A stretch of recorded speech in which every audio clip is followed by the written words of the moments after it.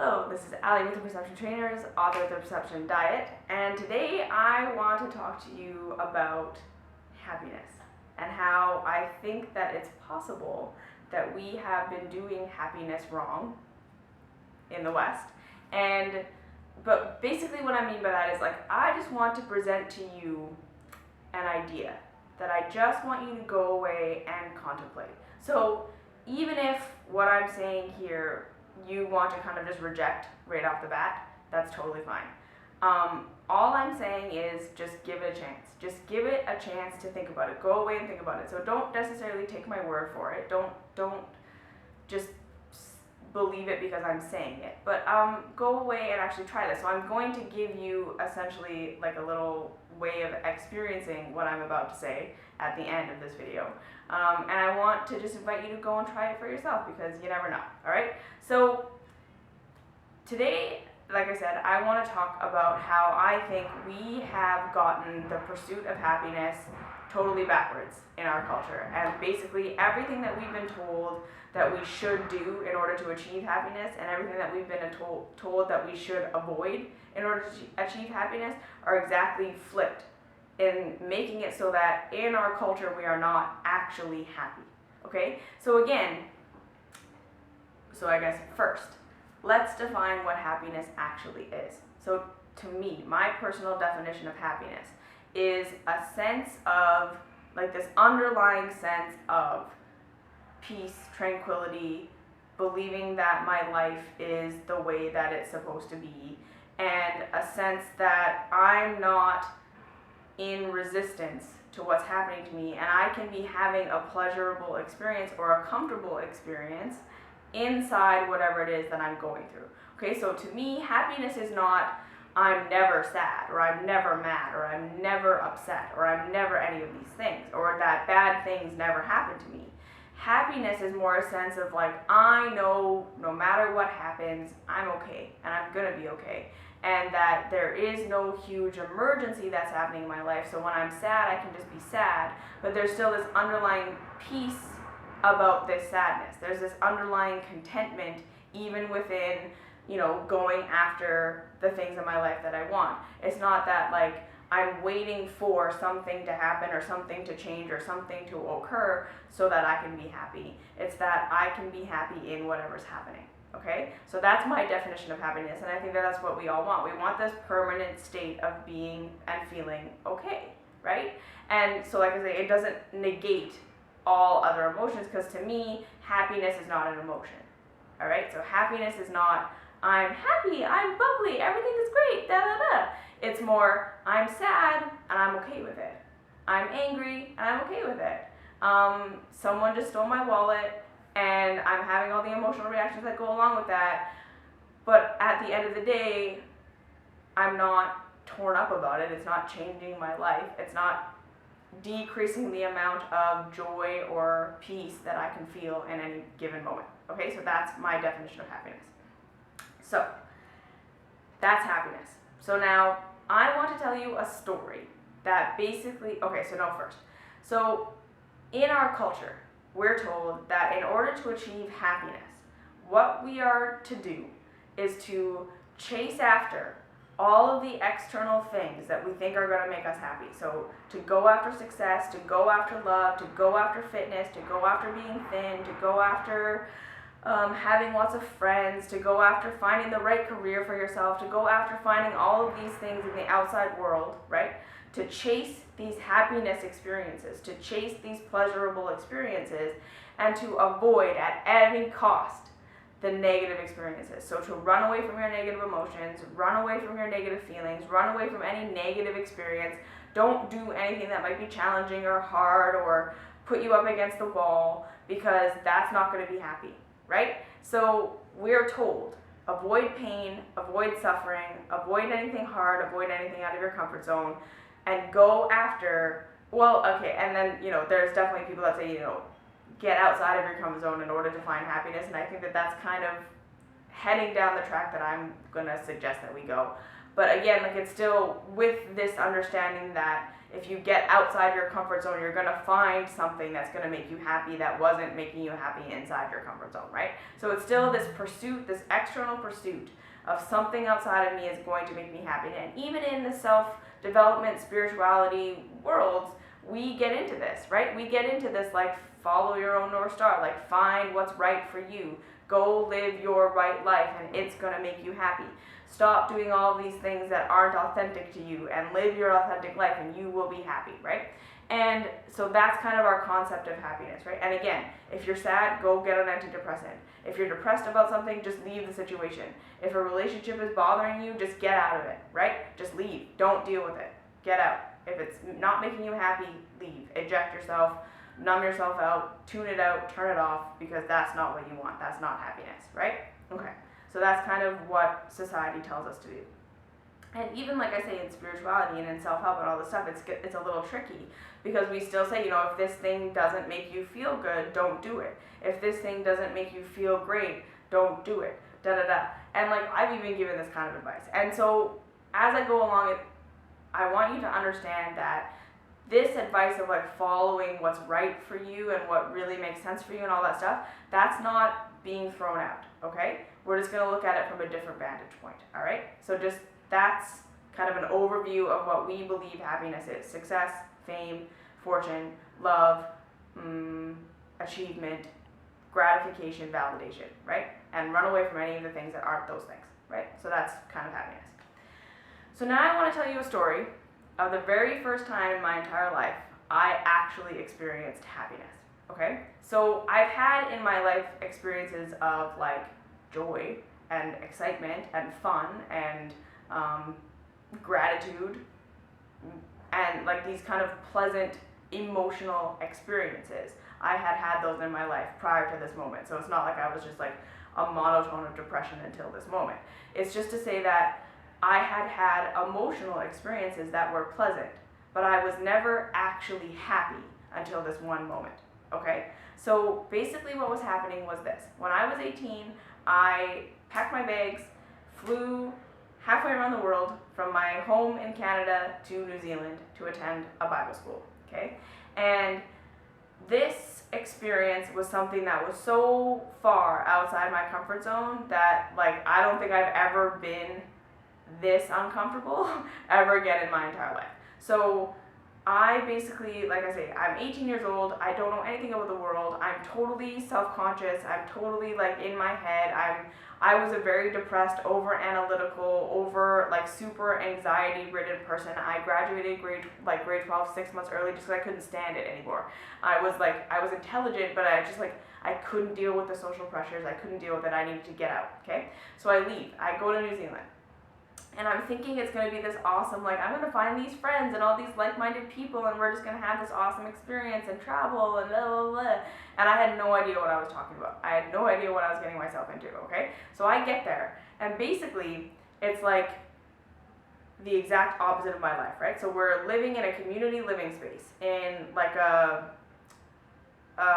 dormitories. Basically, okay, so I am up until this point I had been used to like my parents' home, which like I always had my own room, I always had my own space. My mom was a clean freak and a neat freak, so everything was my house was always spotless.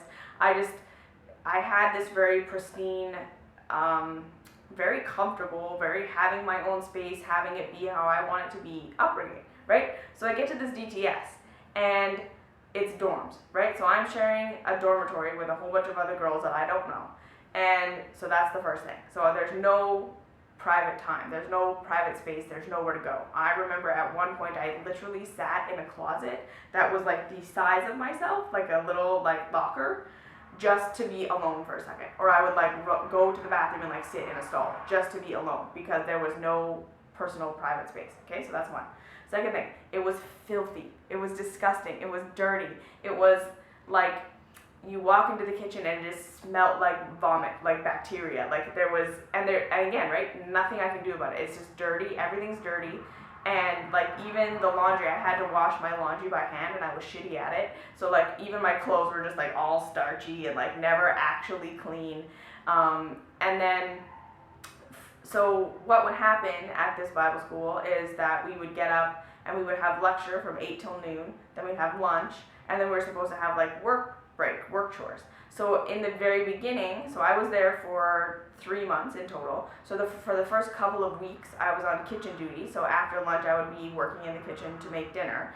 But at this point, I was a vegan and a raw foodist, so making like church food, which is like chicken and beef and cheese and all this stuff. And so eventually I was just like, look, I can't rub butter on chicken anymore. Can I have a different task? So they put me on cleaning the bathroom. So what I did was I would get up super early in the morning, do all my chores, have my lecture, have lunch, and then basically from lunch till 6 o'clock, which was dinner, I had nothing to do. And then after dinner, until bedtime, I would have nothing to do because I didn't bring any books, I didn't bring any movies, I didn't bring any form of entertainment, so I had nothing to distract me, okay? And then at this point, I had no money, I had no way of like going anywhere, there wasn't anywhere to go. We were kind of like in the ghetto of Auckland, and so there was like, I would go for like a 1 hour walk every day, and then I would have like 4 hours of lecture, and then I would clean the bathroom for like 20 minutes, and then that'd be it. I just like have nothing to do. So I'm basically just like sitting there with me and my thoughts in this really dirty place, and then everyone in my DTS, I don't connect with them. They're either like much older than me or kind of like at a maturity level that I consider to be less than me. And so I don't have anyone to like talk to. And so that's happening. And then to top it all off, like I'm horrified of throwing up. That's like one of my phobias. And especially at this time, I was like really, really afraid of throwing up. And so every Wednesday night at this DTS, we'd have these community dinners where other people would come, like other communities would come, and we'd all cook together. There'd be just like huge groups of people all eating dinner together. And one night someone decided to like vomit like chicken all over the bathroom. And it's like, that's the bathroom. That's the one bathroom. There's nowhere else to go. And so like, it was one of those moments of just like, holy crap, like I can't escape this, right? So like, my anxiety levels and my unhappiness levels are just like escalating as the weeks go on here. Then halfway through the DTS, so they had been accommodating me for my eating style, my raw vegan eating style up until this. But I guess at week 7, the leader of the DTS figured out that this was happening, that they were accommodating me and allowing me to eat raw vegan food during, like, while everyone else was eating church food. And he basically told me, like, no, your diet's from Satan. It's going to make you a judgmental, terrible person. You need to stop this and you need to eat like everybody else. And so they took away the money that they had been giving me to buy my own food, and they just said, no, you're going to eat like the rest of us. And I was like, no, I'm not. Like, so at this point, I totally was dealing with an eating disorder, so that was adding to the craziness. I was like really obsessed with my food and my body and my weight at this point. And then they take my food away, and I hadn't eaten meat in like years before this. I hadn't eaten dairy years before this. And I just thought, like, if I start eating this food, like, I'm gonna get fat. So like, that was the thing, like, no, not doing that. But also it was like, my stomach is gonna fall up my butt. Like, there's no way that my body's gonna handle this. So I decided to just like find whatever fruits and vegetables I could, and I was living on maybe like 800 calories a day. Like, it was pretty bleak, so I was starving. So, and then to put the cherry on the cake, the beds that we were at were bunk beds, right? And they weren't actually bunk beds. So there wasn't like a solid foundation like a mattress on a regular bed.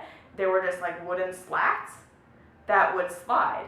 So with a little like 2-inch piece of foam on top. So my bed, basically, like, I had to lay with my hip like directly on top of the slat, so that really hurt, in order to not fall through. Or you don't lay with your hip on the slat and then you fall through, and that also really hurts.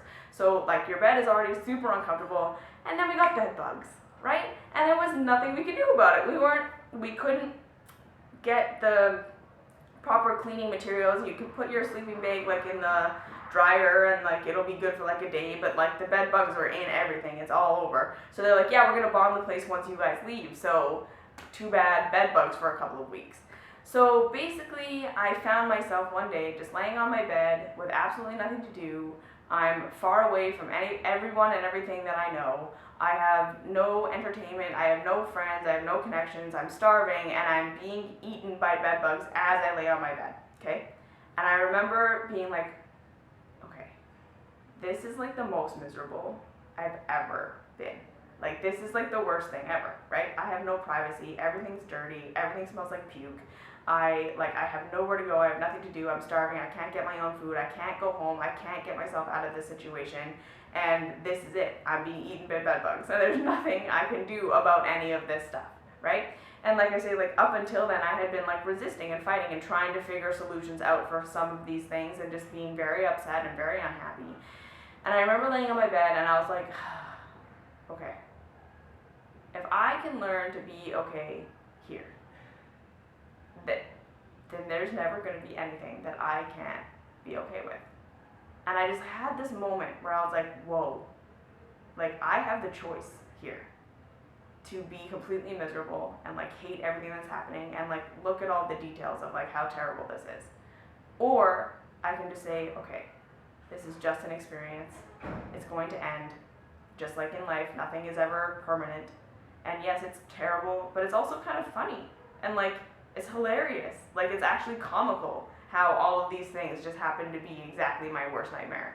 And then in that moment, something like broke for me, where I was able to just like see that happiness was a choice, right? And I looked around my life and I was like, you know, my life back in Calgary was like exactly designed to make me happy, and I was miserable, right? And then I come to this place that's exactly designed to make me miserable, and I was miserable.